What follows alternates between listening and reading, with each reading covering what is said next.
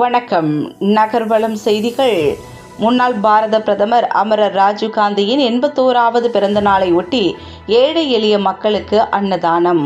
நாடு முழுவதும் மறைந்த காங்கிரஸ் தலைவரும் முன்னாள் பிரதமருமான ராஜீவ் காந்தியின் பிறந்த நாள் கொண்டாடப்படுகிறது. திருவள்ளூர் நகர தலைவர் ஸ்டாலின் ஏற்பாட்டில் ஆயில் மில் அம்பேத்கர் சிலை அருகே ராஜீவ் காந்தியின் 81வது பிறந்த நாளை ஒட்டி திருவள்ளூர் நகர காங்கிரஸ் கமிட்டி சார்பில் நகர தலைவர் ஸ்டாலின் தலைமையில் பொதுமக்கள் மற்றும் வாகன ஓட்டிகளுக்கு இனிப்புகள் மற்றும் அன்னதானம் வழங்கப்பட்டது.